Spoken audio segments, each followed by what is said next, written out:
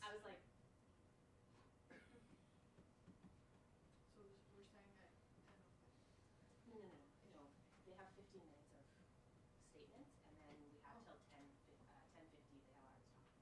They have a hard stop at 10:15. 10:50. It's okay. I made the same 10:50. mistake. Gotcha. I made the same mistake.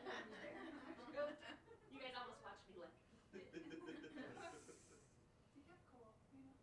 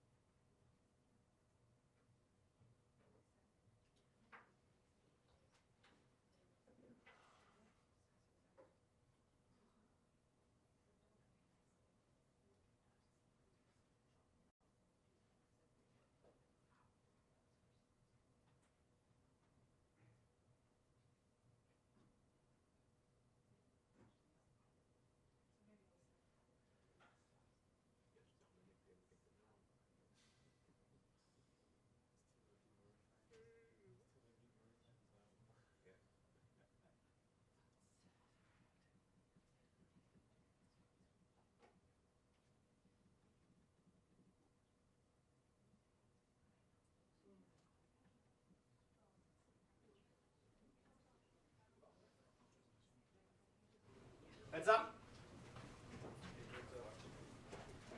Bon matin tout le monde. Bonjour, bonjour. Ça va bien? Hello. Morning, everyone. You're so serious. Yeah, please don't get up. Yeah. Bonjour, Valérie. Madame. Bon, tu nous lances ça? Good morning. Welcome to the National Press Theatre. My name is Mia Rabson, and I am with the Canadian Press, and I will be moderating this morning. Before we begin, we have a few important preventative measures to share to prevent disruptive and potentially harmful audio feedback incidents that can cause injuries. We remind all in-person participants to keep their earpieces away from all microphones at all times. When you are not using your earpiece, please place it face down on the middle of the sticker for this purpose that you will find on the table. Please consult the cards on the table for guidelines to prevent audio feedback incidents. These measures are in place so that we can protect the health and safety of all participants, including the interpreters, and conduct our business without interruption. Thank you all for your cooperation. We have with us today Finance Minister Dominic LeBlanc, Foreign Affairs Minister Melanie Joly, and Industry Minister François-Philippe Champagne. I believe they have about 15 minutes of talk between them, and then we will take questions mostly from the room. We'll try to get online, but there are a lot of people. Please let me know if I haven't spoken to you. Let me know that you will have a question. So, Mia, thank you. I'll be taking about 20 minutes myself, and then the others could share the rest of the time. That's a joke. Bonjour, bonjour à tous et à toutes. Plus tôt aujourd'hui, les États-Unis ont imposé des droits de douane de 25% sur les produits d'acier et d'aluminium du Canada. Ces tarifs, comme on a toujours dit, sont totalement injustifiés, injustes et franchement déraisonnables. As has been the case since the American president first threatened to put tariffs on Canadian exports to the United States, our sole focus is to stand up for Canadian interests, Canadian jobs, and Canadian workers. It has been extremely heartening to see Canadians from across the country rally to this cause in defense of Canada. I would also like to thank the premiers from across the country for their work on these important matters. I know Canadians are proud to see their governments stick up for their respective provinces and territories, and also, of course, stick up for the whole country. Together, we will do what we must do to protect Canada's economy. With these most recent tariffs on Canadian steel and aluminum, the U.S. administration is once again inserting disruption and disorder into an incredibly successful trading partnership and raising the costs of everyday goods for Canadians and American households alike. We will not stand idly by while our iconic steel and aluminum industries are being unfairly targeted. Today, I am announcing that the Government of Canada, following a dollar-for-dollar approach, will be imposing, as of 12:01 a.m. tomorrow, March 13, 2025, 25% reciprocal tariffs on an additional $29.8 billion of imports from the United States. This includes steel products worth $12.6 billion and aluminum products worth $3 billion, as well as additional imported U.S. goods worth $14.2 billion for a total of $29.8 billion. The list of additional products affected by counter tariffs includes computers, sports equipment, and cast iron products as examples. These tariffs are in addition to Canada's 25% counter tariffs on $30 billion of imports from the United States in response to U.S. tariffs put in place on March 4th. In addition, we learned yesterday that the United States tariffs would also be imposed on steel and aluminum content in certain derivative products. The government is currently assessing this aspect and may impose, of course, further tariffs in response to this measure as well. Aujourd'hui, j'annonce que le gouvernement du Canada, suivant une approche dollar pour dollar, imposera à partir de minuit et 1 minute demain, le 13 mars 2025, des droits de douane réciproques de 25% sur 29,8 milliards de dollars d'importations supplémentaires en provenance des États-Unis. Cela comprend des produits en acier d'une valeur de 12,6 milliards de dollars et des produits en aluminium d'une valeur de 3 milliards de dollars, ainsi que des produits américains supplémentaires d'une valeur de 14,2 milliards de dollars pour une valeur totale de 29,8 milliards de dollars. La liste des produits supplémentaires concernés par les contre-tarifs comprend des outils, des ordinateurs, des équipements de sport et des produits en fonte. Ces droits de douane s'ajoutent aux droits de douane réciproques de 25% appliqués par le Canada sur 30 milliards de dollars d'importations en provenance des États-Unis en réponse aux droits de douane américains imposés, comme vous savez, le 4 mars. Hier, nous avons également appris que les droits de douane américains seraient également imposés sur l'acier et l'aluminium contenus dans certains produits dérivés. Le gouvernement évalue actuellement cet aspect et pourra imposer évidemment d'autres contre-tarifs en réponse. Our government is also taking steps to mitigate the impact of these countermeasures on Canadian workers and businesses by considering requests for exceptional relief through the existing remissions process. We understand that these are challenging, uncertain times for Canadian businesses and Canadian workers. That's why we've deployed measures to support workers and businesses. Export Development Canada, the Business Development Bank of Canada, and Farm Credit Corporation are there to help business owners find new markets for their products and access financing to help with liquidity crunches. We have also introduced temporary flexibilities to the Employment Insurance Work-Sharing Program, helping affected businesses keep more employees on the payroll in the event of a slowdown. Notre gouvernement utilisera tous les outils à sa disposition pour soutenir nos entreprises et nos travailleurs en ces temps difficiles. D'autres mesures pour aider les travailleurs et les entreprises pourraient être annoncées au besoin et je suis très encouragé encore une fois par la volonté des provinces et des territoires aussi de travailler avec nous afin d'appuyer les secteurs économiques dans leur région.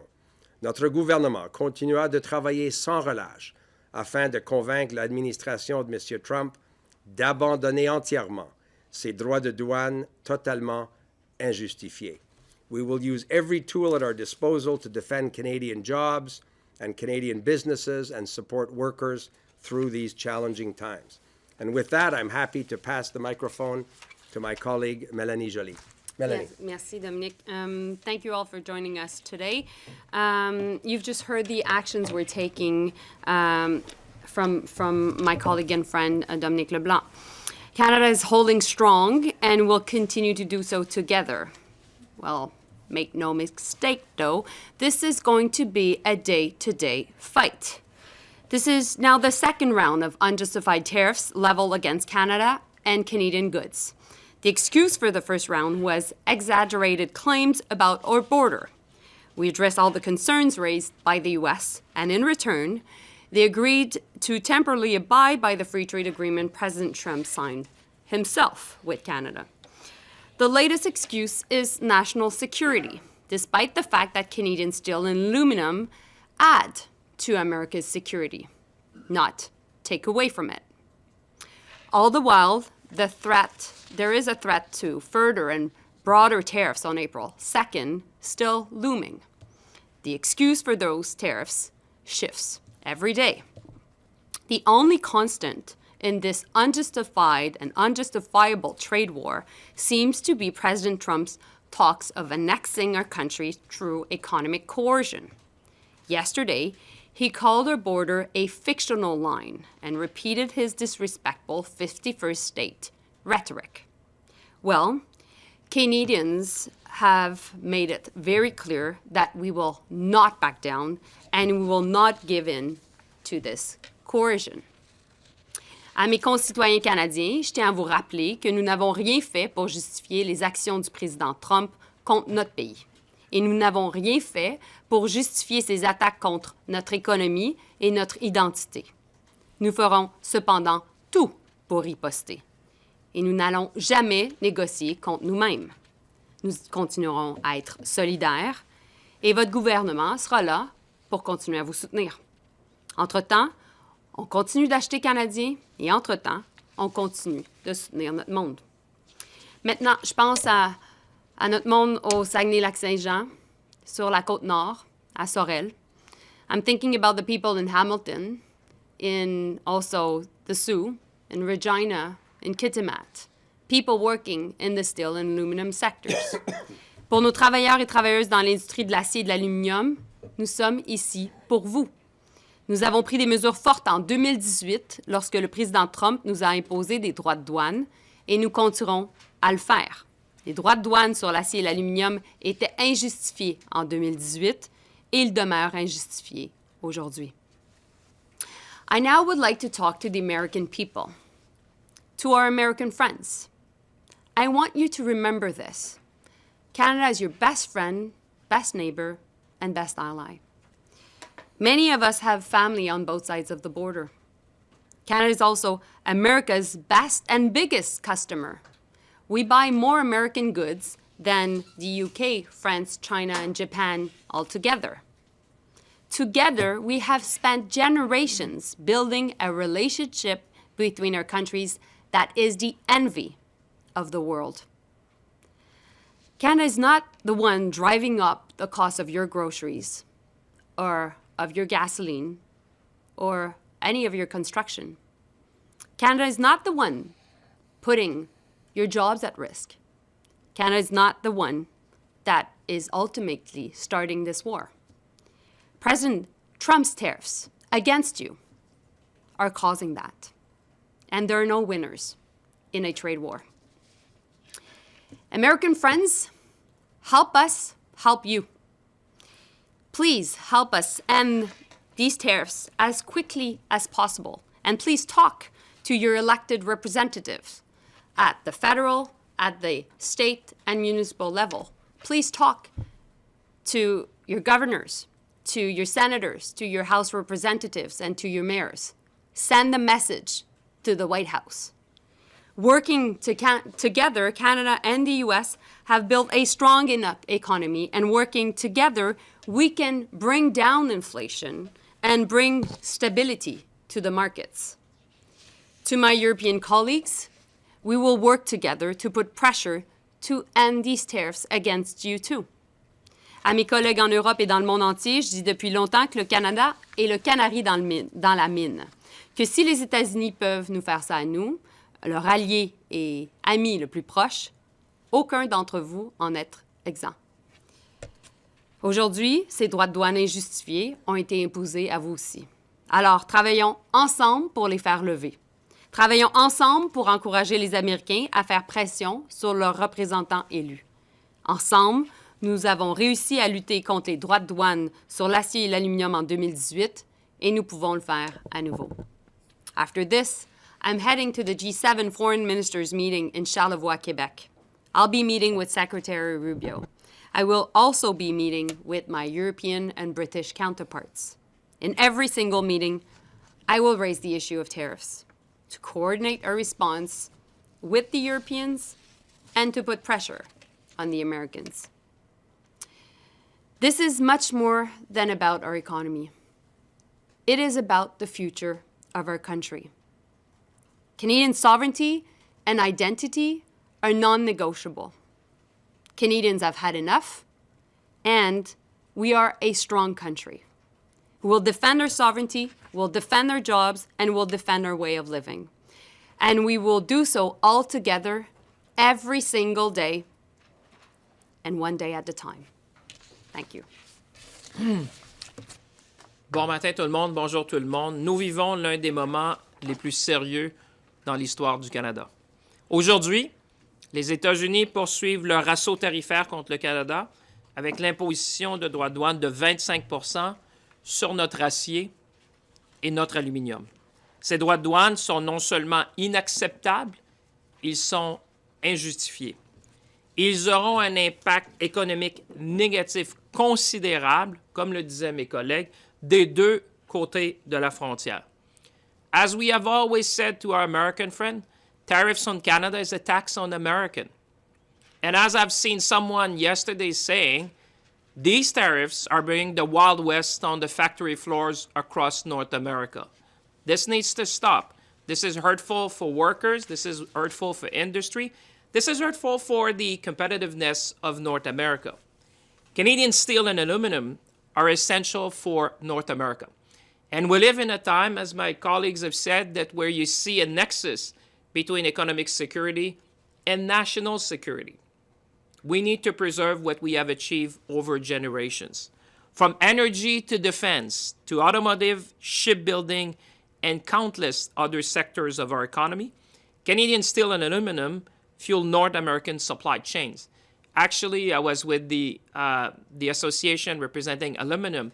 So one job in the United States, one job in Canada in the primary aluminum sector support 13 jobs in the United States. That's the ratio 1 to 13. This is how integrated we are when it comes to steel and aluminum in North America. But let's be clear. This is more than just about supply chains and big industry. This is about people. This is about our workers. This is about families and community all across this country and across the United States. They are the ones paying the price. This uncertainty is creating anxiety across North America, and we need to work together to stop that. Les secteurs de l'acier et de l'aluminium représentent plus de 150 000 travailleurs partout au Canada. Chaque jour, ces travailleurs aident à bâtir notre grand pays. C'est pourquoi aujourd'hui, devant ces tarifs injustifiés, on réplique avec des contre-mesures robustes, comme l'a indiqué mon collègue, le ministre LeBlanc. Ces tarifs vont avoir un impact direct sur les différents secteurs de l'économie des deux côtés de la frontière. That's why today, we're hitting back against these unjustified U.S. tariffs. We're not alone in doing that, as Minister Joly said. The European Union has reacted. Our friends and allies in Japan have reacted. The world is reacting against these unjustified tariffs. But let me be clear. This is not something that we want to do. This is not something that we like to do. But it's something that unfortunately we are being forced to do in order to protect our way of living in this country and to protect North America. Make no mistake, today's decision by the U.S. will increase costs for consumers. Mr. Joly was right. When you're talking to our American friends, we need to make them clear. This is going to increase the price of construction. This is going to increase the price of car. This is going to increase the price in the defense industry. It will put thousands of jobs at risk, and I would add unnecessarily. And it will weaken North America's economic and national security. My dear friends, whether you're in Canada or in the United States, we cannot let uncertainty become the new certainty in North America. That cannot stand. That will make us less competitive. That's going to weaken us, and that's going to affect our economic security and ultimately our national security. Ce climat d'incertitude doit évidemment cesser. Et ce n'est pas seulement moi qui le dis, mais je vous invite à regarder les déclarations du PDG de Ford, du PDG d'Alcoa récemment, qui a parlé de chaos et de coûts à l'intérieur de différents secteurs de l'industrie. Demandez aux gouverneurs, aux maires, aux associations d'affaires au sud de la frontière, demandez à Wall Street, regardez l'impact des marchés financiers. Les marchés ont parlé, les tarifs vont faire mal à l'économie américaine. As we have always said, we will continue to stand up for Canada by supporting and defending our workers and our industries, and I would say our way of living as Canadian. But we also need to change our attitude. We need to change our posture, and we need to change our way of doing things in this country. This needs to be more than just a moment. It needs to be a movement to become more resilient in this country, a movement to become more confident in this country, a movement to become more ambitious in this country, and a movement to be more Canadian in this country. There's many ways for us to do that. I've said many times to Canadians, the best way to do that, the biggest power we have is our purchasing power. As my colleague have said, we can start to buy local. We can buy Canadian. Because after all, we're the largest customer to the United States of America. We will diversify our industry, we will diversify our exports, but we can also choose to buy local. That's going to make a difference to the small and medium-sized business across our country.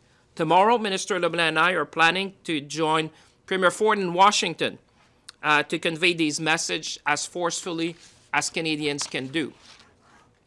In conclusion, let's stop with this tariff nonsense, and let's work together to make North America more competitive, more innovative, and more resilient.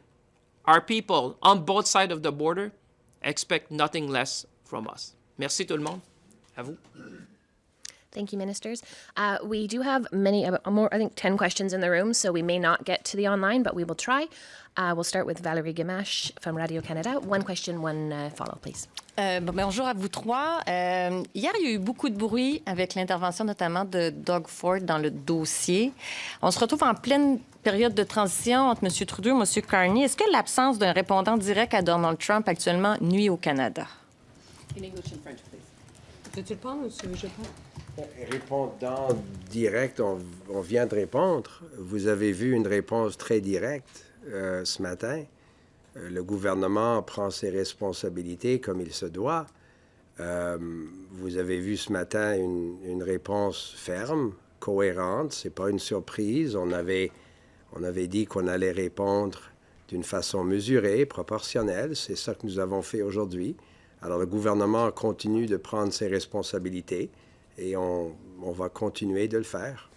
Moi, ce que je dirais aussi, c'est que le plus important présentement, c'est qu'il y a une unité au sein du Canada. Parce qu'on sait que les Américains vont être divisés.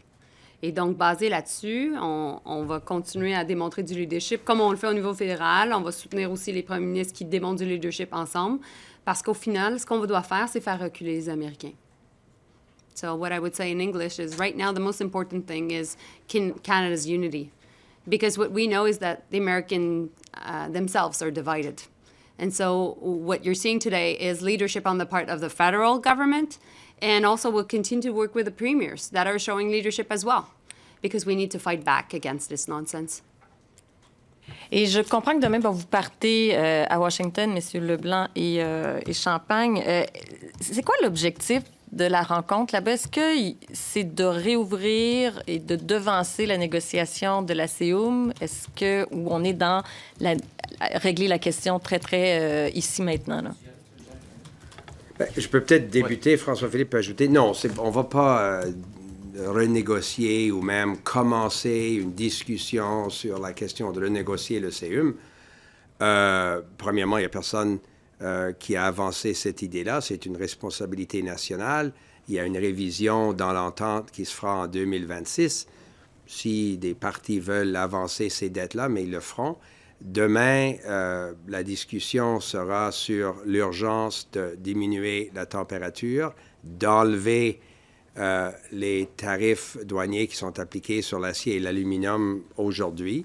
Le secrétaire Lutnick a un mandat d'arriver au début avril, le 2 avril, avec les mesures surtout globales, les mesures qui vont examiner leurs relations avec tous les pays. Mes discussions avec le secrétaire Lutnick sont vraiment tournées vers cette décision-là du 2 avril. On va faire tout ce qu'il faut faire pour enlever le Canada des mesures qui se sont appliquées depuis déjà une dizaine de jours et arriver à une discussion, à un résultat le 2 avril qui, j'espère, est plus cohérent que qu'est-ce qu'on a vu au cours des prochaines semaines. Alors, ce sera ça l'objectif de nos discussions et on sera évidemment prêt à retourner la semaine prochaine. On est toujours prêt à travailler avec le gouvernement de M. Trump sur l'objectif d'enlever les tarifs douaniers qui s'appliquent injustement à l'économie du Canada. Non, je vous dirais, c'est... So sure, in English, and then François-Philippe can add, the discussion tomorrow, it's not about renegotiating the USMCA. That is not the purpose of the conversation tomorrow. The conversation tomorrow will be what can we do to deal with this completely unjustified application of tariffs to steel and aluminum from Canada that came into effect today. The, again, unjustified decision of March 4th. As you know, certain products that are compliant with the agreement were exempted until April 2nd.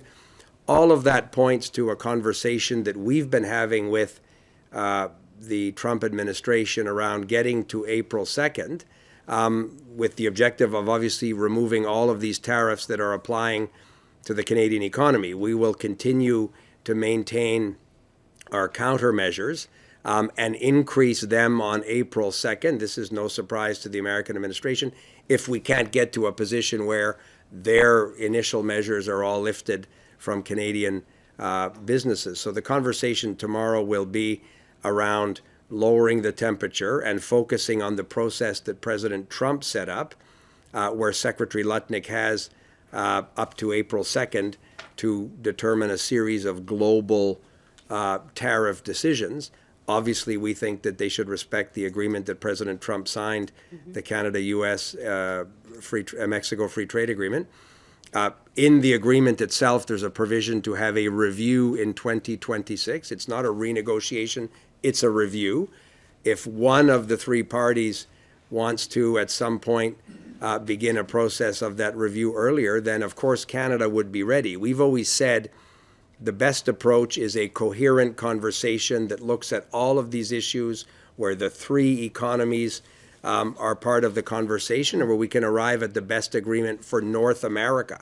That's been the success of previous conversations, but for the moment it's difficult to get there because day over day, week over week, you have these decisions. So if we can sort of clear the underbrush and get to a position where we can get to April 2nd with a coherent plan, I certainly think that would be the objective of the conversation tomorrow, and it continues on conversations we've been having over recent weeks as well.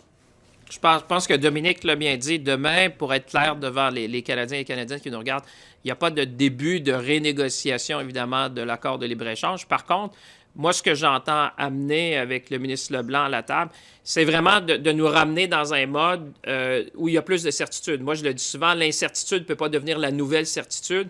J'ai rencontré plusieurs des dirigeants. J'étais en contact hier dans l'industrie de l'aluminium et de l'acier. Mais vous savez, regardez la dernière semaine qu'on a eue. ce genre de mouvement-là qu'on a vu dans les tarifs, ça rend vraiment les chaînes d'approvisionnement plus fragiles à travers l'Amérique du Nord. C'est clair que les dirigeants nous disent une chose, on ne peut pas fonctionner dans un monde comme ça. Nos chaînes d'approvisionnement ont été établies depuis des décennies. Moi, mon message à M. Lutnick va être simple. Les marchés vous parlent.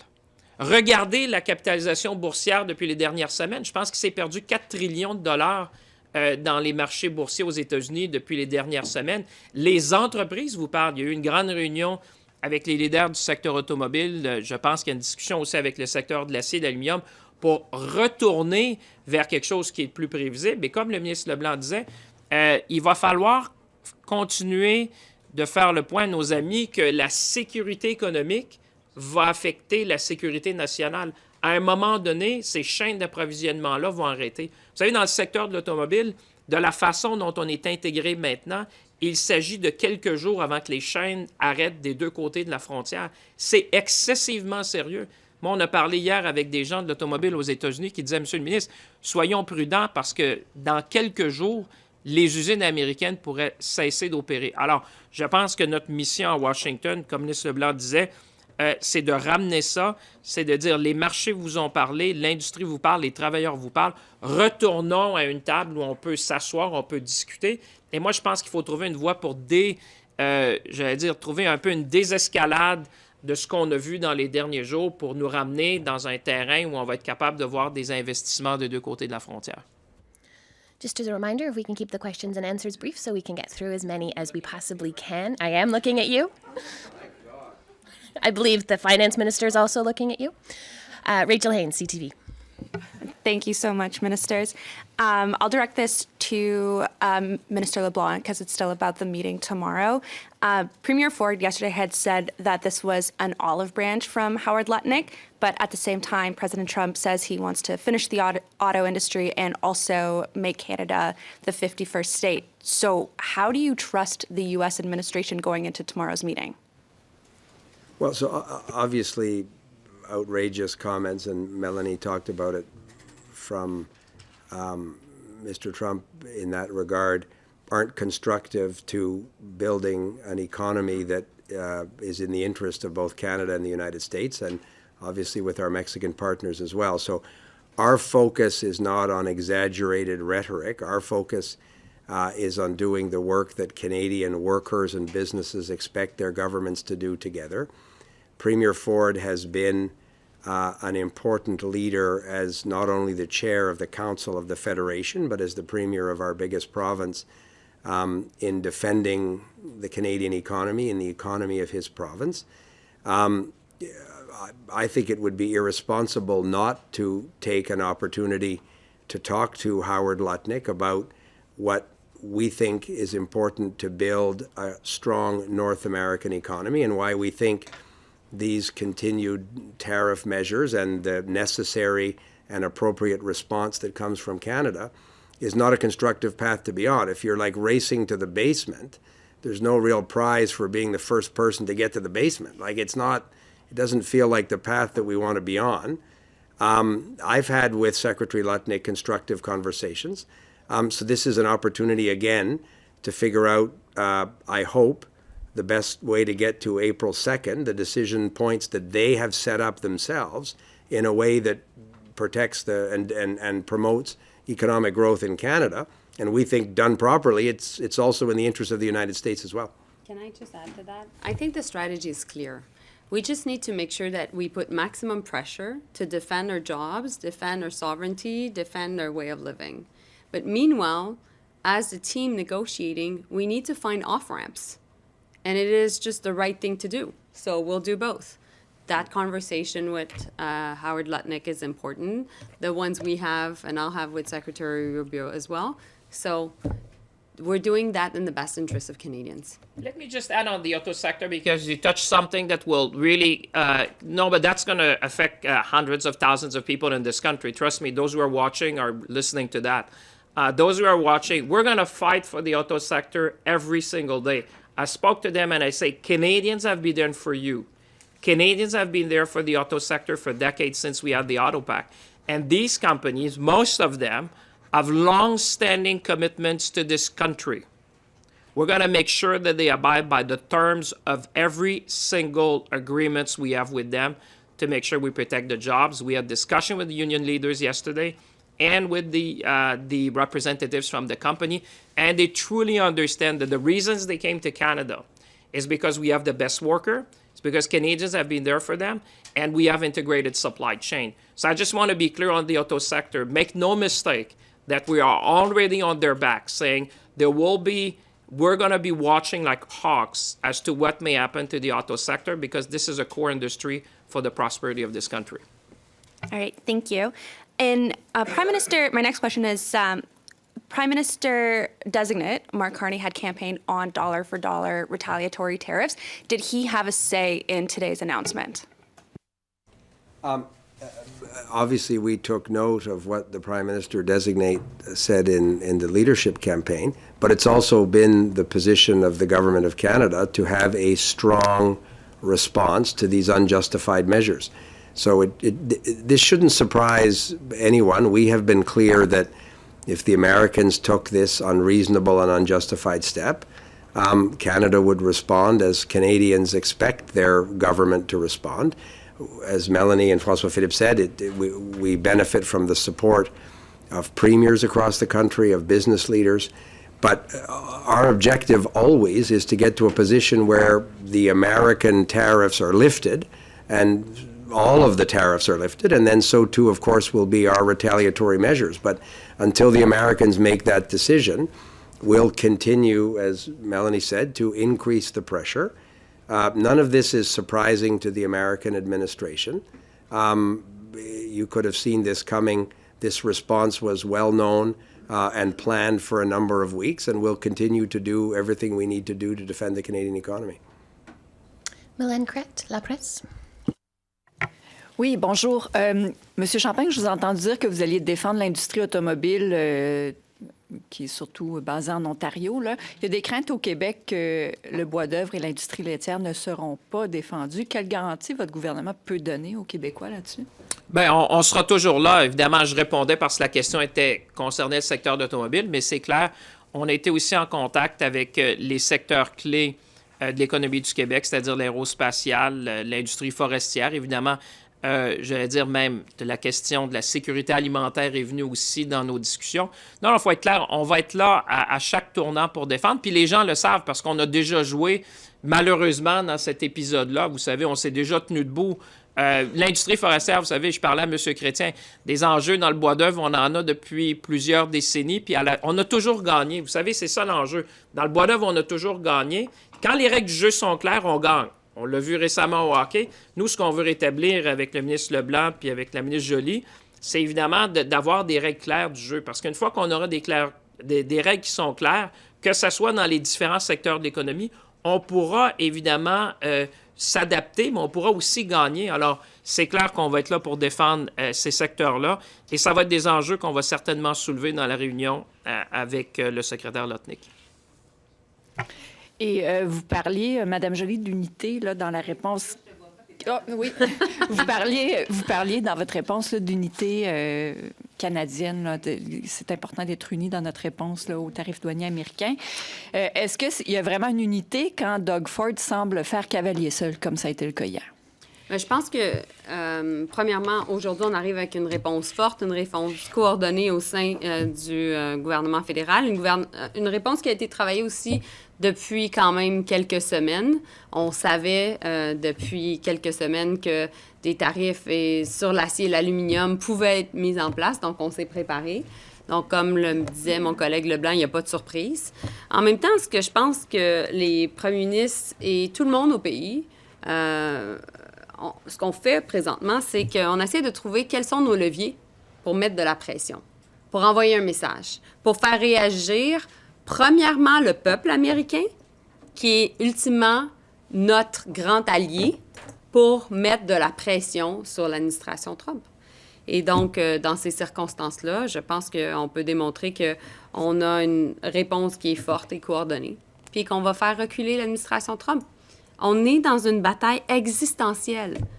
Existentielle pour nos jobs, existentielle pour les familles qui dépendent de ces jobs et existentielle pour notre souveraineté. C'est pas juste une question économique, c'est ultimement l'avenir de notre pays qui est en jeu. Et donc, moi, je suis fière de la réponse canadienne de façon générale. Well, this is not only a threat to Canadian jobs, not only a threat to so many families that are supported by these jobs, it is an existential threat to our country. And we will fight for every single job, we'll fight for families, and we'll fight for who we are as a country, because this is not only about the economy, it is about the future of our country. David Aiken, Global.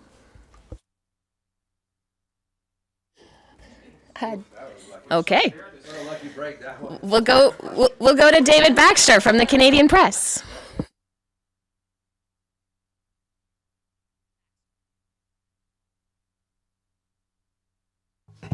There we go. So we can actually get the interpretation on there.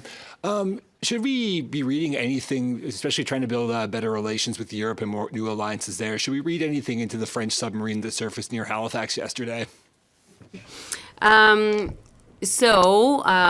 We are having lots of conversations with Europeans right now. I'll be meeting with the foreign ministers from, of course, Germany, France, Italy, the foreign minister of the EU, as well as the British one. And I know that the Prime Minister designate is going to reach out to many of our European friends. But let's all remember that not only Prime Minister Trudeau at the time, myself also, we went to Europe to coordinate this very response on aluminum and steel tariffs with the EU. And so we're seeing the reaction of the EU today on steel and aluminum. When it comes to defense, to your very question, you know, we're NATO allies. We work together. We cooperate on military exercises. And we want to do more with Europe. And we want to do more with defense procurement also with Europe. And so these are all parts of the conversations we're having. As for your specific question, I think Bill Blair, who's a fantastic Minister of Defense, can also answer you.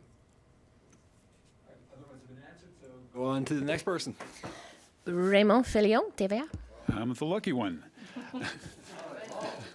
Bonjour. Question pour Mme Joly. Vous avez parlé en anglais de Marco Rubio. Vous allez accueillir à compter de ce soir dans Charlevoix. Qu'est-ce que vous allez lui dire au sujet de ses droits de douane américains, de un, et aussi la question de la souveraineté du Canada, 51e État et les menaces de M. Trump?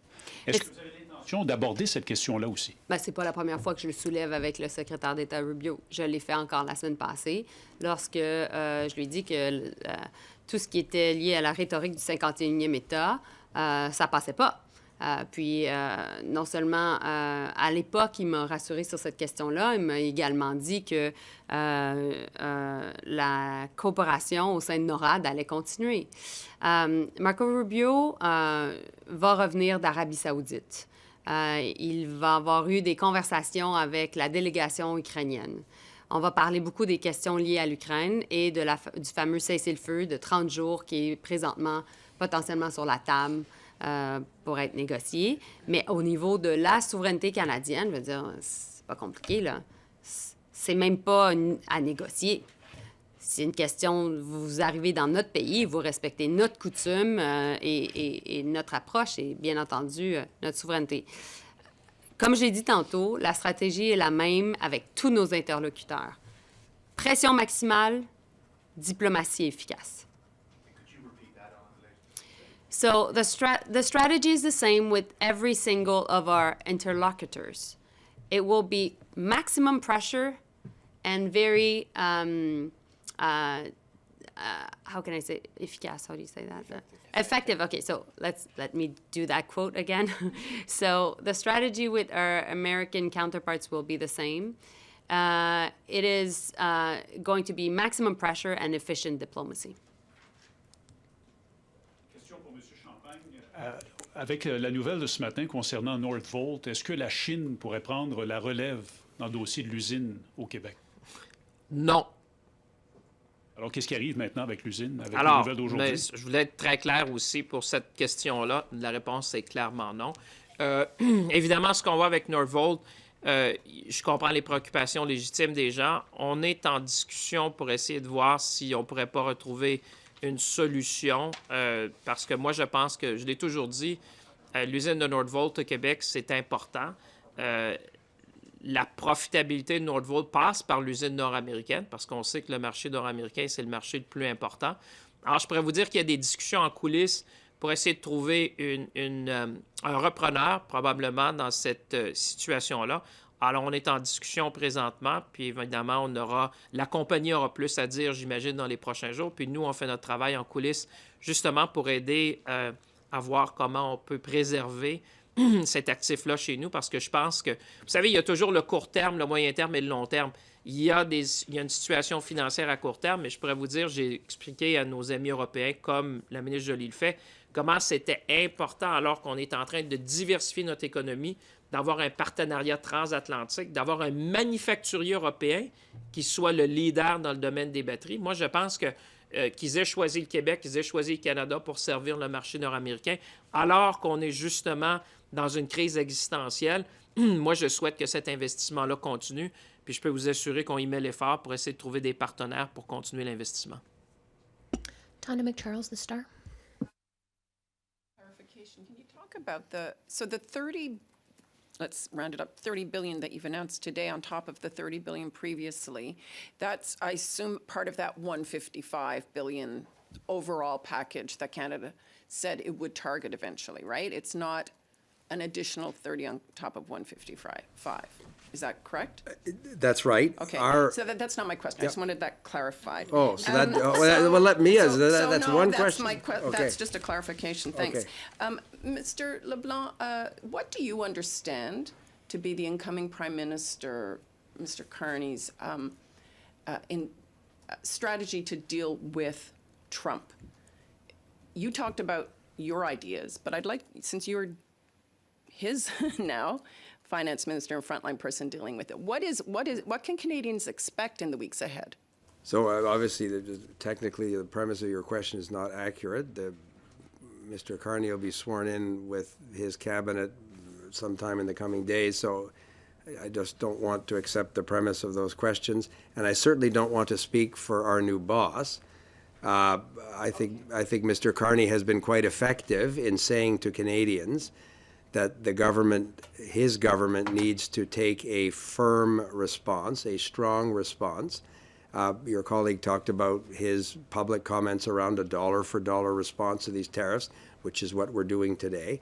But I have every confidence that he's exactly the right leader at this moment to continue to take a tough, responsible, proportionate position with respect to these unjustified American tariffs, but also to lead the Canadian economy to a position where these tariffs are lifted and we have a stronger economy that's less dependent on this obviously unpredictable context. Can I add to that? Yeah. I think Mr. Carney is a serious person, a serious man, and he'll engage only if there are serious talks. And as a follow-up then, you talked about the need to find off-ramps, and yet you also talked about the need for Canada to use its levers to exert maximum pressure. And given that energy is such a powerful lever, to what extent are you prepared to put tariffs on, export tariffs on energy? We've received that question at nearly every single press conference since we've been dealing with these threats of tariffs. No, but listen, Tanda, I'm answering your question. And we've said from the beginning that there were two things. First, everything was on the table. And second, we needed to keep strong Canadian unity in the face of Americans being divided. And so that will be our strategy going forward, and as it has been since the past weeks. Tana, may I say, this is negotiation 101. We've been negotiating quite a bit in this country. We know how to negotiate. When you get in a negotiation with the Trump administration, we've been in that movie before in the last Trump administration. I don't think it'd be smart as a nation to start putting things off the table as you entering a negotiation 101. I'd suggest, if you read the heart of the the deal, you'd realize that you're not coming to the table already brushing off a lot of things. I think, as Melanie said, we've been very consistent, and I would be, we need to focus on the issues that are currently on the table. And our mission, I would say, when Dominic and I are going to go, and there'll be future meetings, this is just one of them. We need to provide certainty. What I hear from folks is that this is now the Far West on the factory floor. We can operate an economy like that. We cannot operate a country like that. The industry cannot stand that for many more weeks. So the mission we're going to have is to restore certainty, stability, and predictability. Because you know what? What is happening, and just look at the market reaction to what has been happening. It's making us less competitive, less attractive, and certainly this is not the time, at a time where national security is at the forefront, that we weaken our competitiveness. We need to build ships, we need to build planes, we need to build infrastructure. That's what, I was about to say. Mr. Carney has said, he's been very clear. We're going to invest in our military, we're going to build infrastructure, we're going to be the most resilient economy in the G7. Unfortunately, that's all the time we have for questions today. We were ready to I already got it. Oh, really? We're not. I need to go to Charlevoix, guys. But you're not going to come tomorrow if we say everything today. That's the problem. Can you just explain? Ça peut changer. Demain, ça peut être totalement différent. Did you coordinate with any other U.S. allies other than Europe?